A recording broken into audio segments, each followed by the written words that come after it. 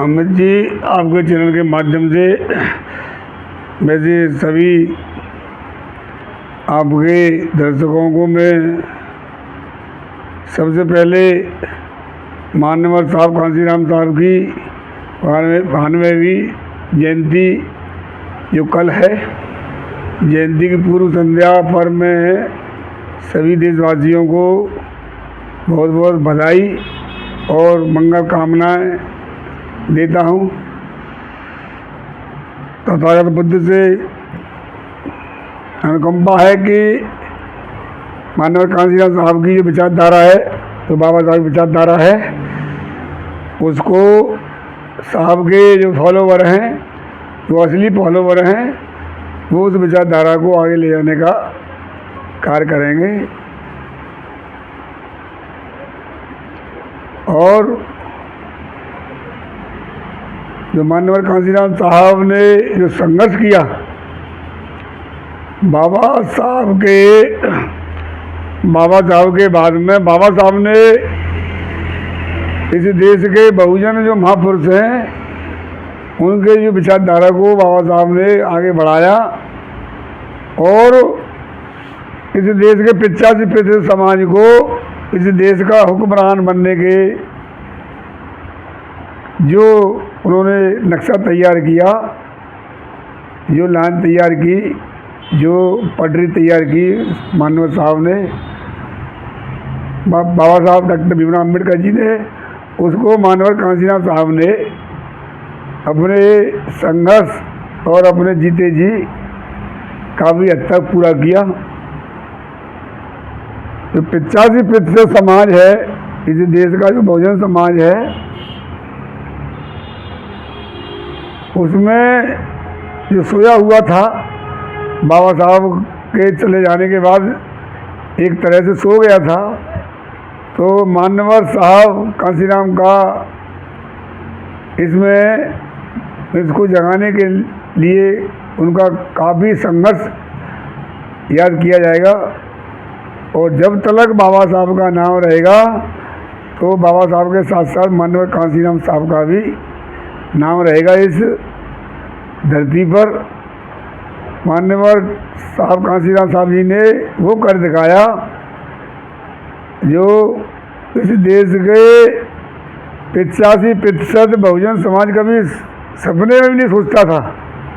वो कर दिखाया उन्होंने अपनी नौकरी से, सर्विस से अपना इस्तीफा दे करके जो प्रतिज्ञा ली थी कि मैं घर जब तक नहीं जाऊंगा जब तक इस देश के बहुजन समाज को हुक्मरान न बना दूँ इस देश का, तो वो मरते दम तक घर नहीं गए। हाँ, इस देश के एक सूबे का उन्होंने हुक्मरान बनाया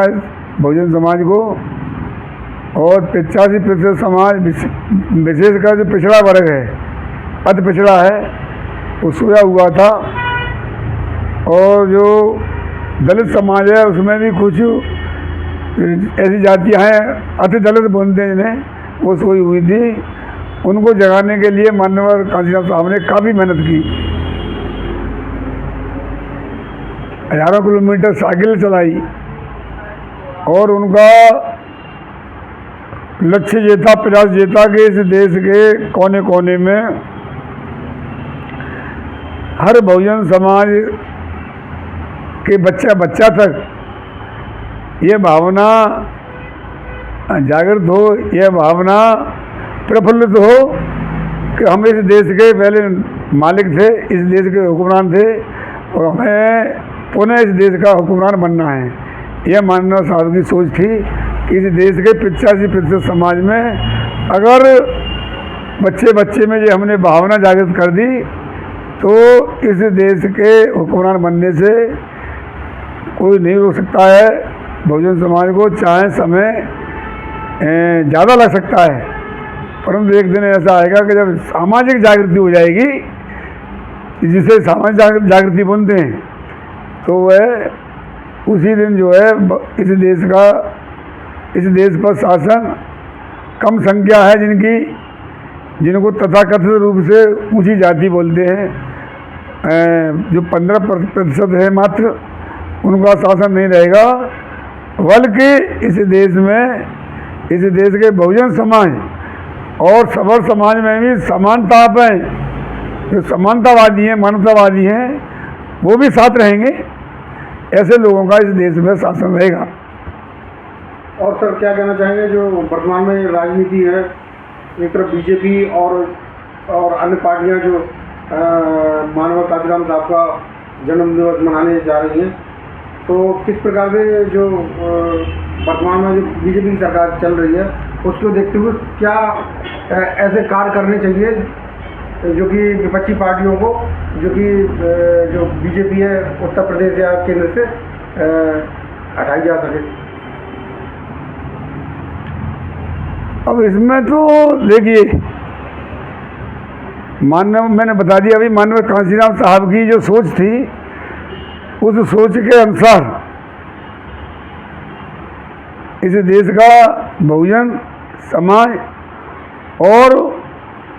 इस देश का जो सबल समाज है वो मानवतावादी है, वो भी बहुजन समाज के इस 85% समाज के साथ में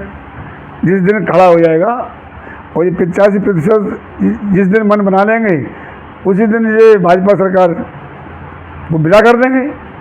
और समय आ ही रहा है। पिछले चुनाव में आपने देखा था कि उत्तर प्रदेश में तो भाजपा लोकसभा चुनाव में भाजपा को विदाई का संकेत हो ही गया है। अब देखो 27 में जनता ने अगर मानव काशीराम साहब की बातों को ध्यान में रखते हुए जो कहते थे कि भाई हमें पहले